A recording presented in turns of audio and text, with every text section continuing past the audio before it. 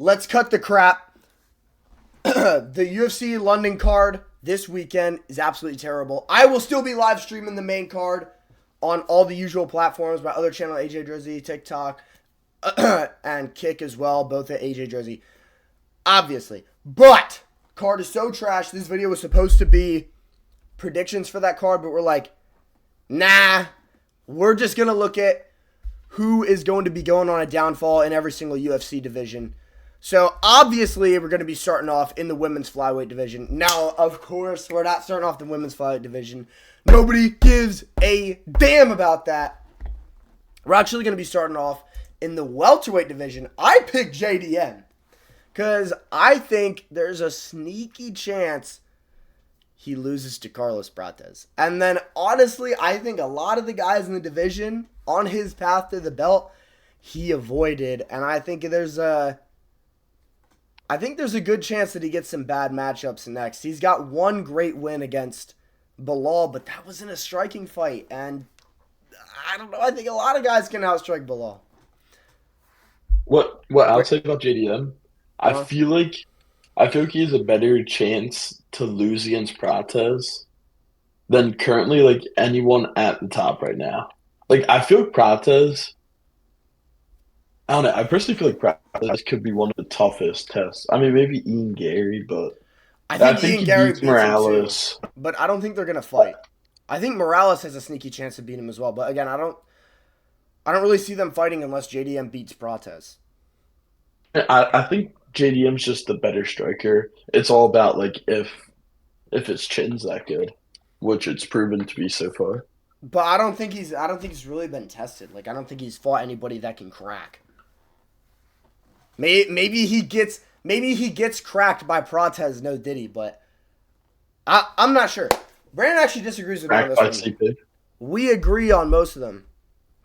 Yeah, cracked by CP. We agree on most of them. This is actually one Brandon disagrees on. Unfortunately for the both of us, he picked Sean Brady. I'm going Why with Sean Brady going on a downfall? Just because I feel like his striking is just not there to be at the top of a division. Like I feel like he's very one-dimensional. His best wins, like, I mean, he beat Leon, but he also didn't strike with Leon at all. I think he struck with him more than you're giving him credit for. I think he struck with him for. I swear, I remember rounds like he took him down right at the start, and just Leon didn't get up. And yeah, got TKO'd by Bilal on the feet. He got absolutely destroyed by Morales. Like it wasn't even close. I think that's just Morales being really good and it being a bad matchup for Sean Brady. I don't know. Like I see what you're talking about. I see it, and I agree. He has a chance to go on a downfall. And I love you, Bedtime. Big fan, but I don't know. I'm just picking JDM. It seems a little bit less obvious. I'm trying to be the like. I don't know. I personally just see it. I can see him losing in the future. I actually low key Sean Brady loses to what? What do you say? I low key think he could lose to Sean Brady. I think this is like a 50-50 fight, maybe like 60-40 for JDM. I think there's such a difference in Islam and Sean Brady's wrestling. Like, yes, Islam did it to him, but Islam. I don't know. I think it's so much better than Brady. See it happening though. JDM could just crack him right away. Yeah, I don't know. He either cracks him right away, or I could see him getting smudged because Sean Brady's like, while the wrestling is a big difference between the two of them, there's also like the jiu-jitsu I think is really not. Like I don't think the jiu-jitsu is that big of a difference in favor of Islam. So I think if JDM tries to scramble, I think the submissions are there for Sean Brady. But that's besides the point. We're talking out of our asses right now. We're trying to discuss who's going to go into downfall, not JDM versus Sean Brady, a fight that's not even happening right now. Not to waste too much time, we're going to be moving on. We both agree on most of these divisions. One of the divisions we do agree on is the middleweight division. Kyle Baralho, get out of here. Get out, Kyle Baralho. we don't like the fighting nerds besides CP. RDR looked like shit against you, and you almost lost to him. I know it was 30-27 unanimously, but there were like 2 close rounds that I thought it was going to be split. You know, I think Kyle Baralho's getting up out of here. What is he great at? Like, what is he amazing at? Nothing! He's amazing at absolutely fucking nothing! He's good at grabbing the fence, but that's what all I can think about right now. Exactly. He's good at sitting out for a year, getting fat, and posting on Instagram. That's what he's good at. I don't think he's like this crazy elite grappler. I don't think he's a crazy elite striker. Fucking RDR, he doesn't have crazy going power. Like this, and he's still managing to hit him every once in a while. His gas tank isn't that good. I think Brendan Allen could give him problems. I think Anthony Hernandez could give him problems. I think For sure.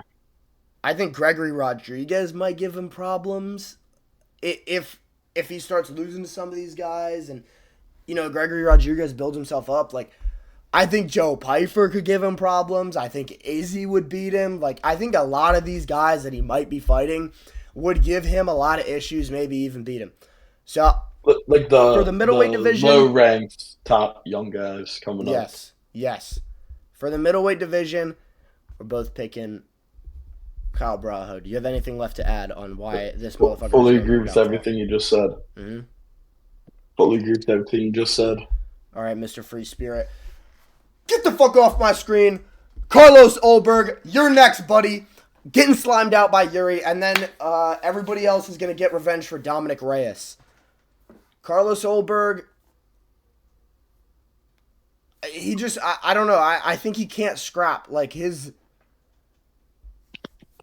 has to have a good technical, like, tit-for-tat kickboxing match, but I feel like when the rubber hits the road, you know, when shit hits the fan, Carlos Olberg is not there. Like, he's not with all that. So I truthfully think that after he gets slimed out by Yuri in Miami next month, he's going to go on a downfall after that. I'm hoping on it. I'm praying on it. And also, I think it's going to happen. Yeah, I mean, I could see, like, Roundtree beating him. Just from, like, I mean, I don't think he's that good. He had a very close fight against Jan Blachowicz. No, I mean, he knocked out Reyes, which isn't knocking out Reyes isn't necessarily impressive. A lot of people have not have knocked out Reyes. Something John Jones couldn't do, but that's besides the point. You know. But we both agree on Olberg going on the downfall. But yeah, I think Olberg's going on a downfall. I don't think he has any crazy wins. The Jan Blachowicz win, quote unquote. A lot of people called that fight a robbery, so extremely close. He goes on to have a draw with Bogdan Guskov. Like, what? Come on, bro. And he's fighting for belts. Like, are we dead ass? He's getting slimed out by Yuri, and then he's gonna lose to some other jobber. Next up, we do disagree on these ones in the heavyweight division. I got Curtis Blades. Brandon has Alexander Volkov. I think the heavyweight division is just so trash that, like, I really can't see any of these guys winning any fights. I can see a world where he loses to Hackett. And again, I love you, Bedtime. I'm a part of the Bedtime army, but I can just see him getting fluked, like, multiple times in a row. I don't know. I can't unsee him being a chinny heavyweight. And I know he beat Rizvan Guniev, which aged well against Jelton Almeida. But they were both hurt in the fight. Like, they both came into the fight with injuries. It was a very boring heavyweight fight. It's just, my thing is, I don't see him losing to Hackett, first of all. And I feel like he definitely has a way better chance to beat the people above him than lose to the people below him. I don't think he beats anybody above him. I don't think he really has a big chance against anybody above him. I don't see him losing to Hackett either. No, that's a lie. I see it. I'm not going to pick it to happen. Like, I'm still picking Curtis Blades. But if I have to pick somebody who's highly ranked who I think is going to fall off, I would pick Blades. I understand you're picking Volkov. Volkov would be my honorable mention. Volkov would be my honorable mention. Volkov. Like, I think it could happen. If he loses to Waldo, it's very possible. Don't get it twisted. But I mean, I don't really see like the point you're making about Blades. I make the same point about Volkov. I don't think like a lot of people are gonna beat him below him, and I think Waldo would beat Curtis Blades right now. I don't think Curtis is really gonna take him down and hold him there effectively. I think Waldo's gonna fucking jiggle around and piece him up. I mean, we can just go with the division sucks, and we had to choose a pick, And and we everybody can just move could on. and should go on a downfall in that division. It is terrible. We're gonna be making our. Are you done? Yeah, I'm Okay. done with All this right. Cool. division. Cool. Cool. We're gonna be making our way around to the flyweight division. This one's pretty obvious. For Brandon Royval, we actually debated if we should even be allowed to pick him because he's already on a little bit of a skid. But we decided we can pick Brandon Royval. I think he's starting to be a little bit chinny. People have kind of figured him out. Like, he's been around too long in the flyweight division. We do also want to give an honorable mention to Pantoja, or maybe a dishonorable mention. As much as that pains me to do, given how good Pantoja is and how tragically his title reign ended, he did get injured, and he is going to come back at 37 years old off a big layoff and an injury. So it pains me to say it, but he'll probably go on a downfall too. But Brandon Royval is just a little bit more proven that he will because, he lost his last two, and his chin is starting to go. Like, he got dropped, and then he got KO'd by Manel Kafe. I don't know. I see him getting fed to an up-and-comer. I think he loses to Loner Kavanaugh. I think Kyoji Horiguchi gives him problems. Like, this is just, it's not looking good for mini Nate Diaz over here. You know what I'm saying? Yeah, I mean, I would like to add the only thing I disagree with you there is that Painter just not even going to be coming off that big of a layoff.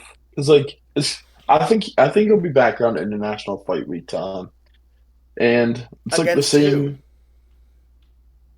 Maybe Cop. You think he's going to take a contender I, fight? I think it'll be against Cop. Yeah. I don't think he's taking a contender fight. I don't think he's going to do that. I Well, don't think that's right to him, well, to be honest. So I don't think he's going to take it.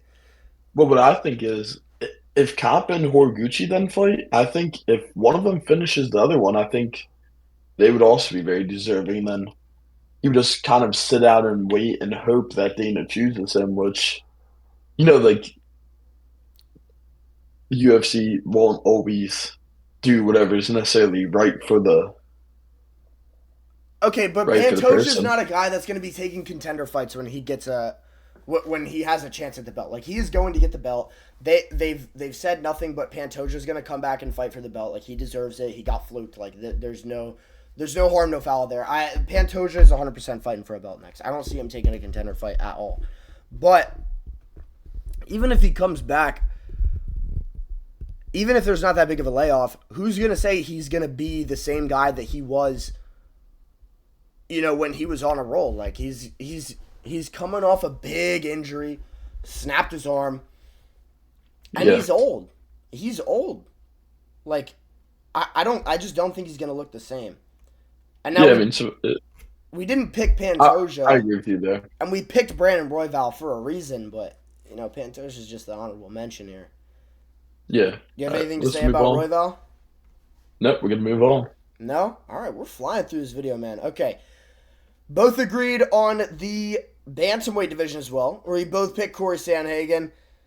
Because out of the guys at the top, bar like Song Yadong, I think Corey has the biggest chance of losing to guys below him. Like, I think he would lose to Batista in a rematch. I could see a world where Zesty Peyton Talbot beats Corey Sandhagen as well, for the, as Bedtime would like to call it, the Tyler the Creator Championships. I see Corey Sandhagen losing multiple fights in a row whenever he comes back. Yeah, I completely agree with you. We talked about those two fights earlier about like who we think he would lose to. And I just feel like I don't know, I just feel like he he hasn't done anything like that impressive as of recent, and these guys are like hungry to be at the top of the division, be in the title mix, and Sandhagen's never getting title shot again. Like, I also do want to say he did look. I want to give him credit where credit's due. He did look really good against Marab, but Yeah, I don't know. I think that was kind of I think that was his opportunity to make shit happen, and I think he just didn't. He didn't. He didn't capitalize on the opportunity. You know, like it just wasn't meant to be for Corey Sandhagen. And I think he's another one of these guys that's kind of been around too long, and there's too much tape on him, and he's gonna get figured out. Even with all his beakers and test tubes, all the beakers and test tubes in the world isn't gonna. Yeah, and we agree with the person there. So Isn't really gonna save him from some of these up and comers. I don't know. I don't know if I would necessarily pick Mario Batista. Brandon said he would. I don't know if he's gonna back that up, but I think he gives him a much tougher fight this time around. That last fight was what, like 8 years ago? And he looked really good against Umar, a whole lot better than Corey did. I think he gives him problems. And then again, Peyton Talbot as well. And I think those are the matchups that they're looking to do with Corey Sandhagen as well. Who else are they going to give him? Zahabo's booked. O'Malley's booked. They're not going to give him Marab again. They're not going to give him Jan again. Jan's already the champ. And then, yeah, what are they going to give him? Song Yadong again? Nobody wants to see that. Nobody cares about that. So realistically, yeah, we're just in good agreement here. Yeah, realistically, looking at the matchups he's going to get, I think they're tough for him. Unfortunately, I like Corey Sandhagen. I like him, but if it's anybody, it's Sandhagen. And now this next one in the featherweight division, it pains me to my core that this fucking cockroach is even in the top 5. How is this? How is this motherfucker? Coulon? How is he in the top 5 still? And Brian Ortega's ranked number 11. Brian Ortega beat him 2 years ago? And he's gotten one win against a fucking Bellator can? Yeah, then, I mean, what are we doing? he's still where's he even been? I mean, last he fought was 314. Volkan Lopez were able to get in the second fight before he fought again. I genuinely believe that most of the top 15 would beat him. Most of the top 15. Most of the people ranked below him would beat him. Majority. It's not even okay, the matchups they're looking to give him, he's going to lose those. Or this guy would beat him and this guy would beat him, and I think that's going to be his next couple of fights. No, legitimately, there's nobody that they can give him where he's going to win. I'm almost 100% certain that he is going to lose his next, not just fight, but 2 or 3 fights until he either becomes a gatekeeper to the top 15 or he just retires. Because Evloev beats him so easily. Murphy would probably beat him. Gene Silva would beat him. Diego Lopez would beat him. Those are all the guys above him. Arnold Allen would beat him too. Yusuf Zalal would beat him. Aljo would beat him. And those are literally just the guys that I'm naming off the top of my head that are highly ranked. I'm not even getting into guys that are 10 through 15. Silva. I already said Bahaez. Yeah, I'm not even getting into those guys. Josh Emmett might even beat him. No, I don't think Josh Emmett beats him, but not looking good. If anybody in this video, an honorable mention. Wait. If anybody in this video is going on a downfall, take this motherfucker to the bank. Take him to the bank. He's going on a downfall. 100% certainty. No doubt in my mind. Honorable mention going to Lerone Murphy, though. Because there's guys like Gene Silva, sneaky, that might beat Lerone Murphy. Aljo might beat Lerone Murphy. There's sneaky guys there that might give him problems. Yeah, Lerone Murphy if he just loses tries to Evloev. And he's just a point fighter, so if you power. While we're here,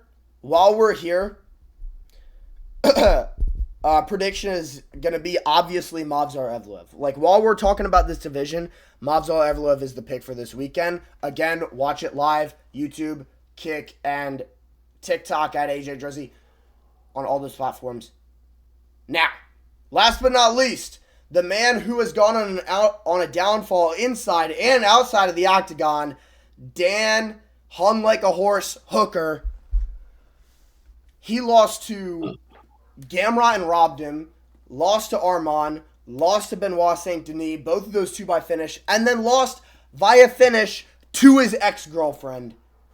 Get this man out of here, and then get him out of the rankings. And his ex-boyfriend. And his ex-boyfriend. All of them. All of the ex-boyfriends. He lost to all of them. Now, that is going to conclude, not talking about WMMA, obviously. That's going to conclude who we think is going on a downfall in each division. Let me know what you think in the comments. Remember to tune in to the live streams when we go live for any mediocre card. And we'll see you guys in the next one. Thank you very much.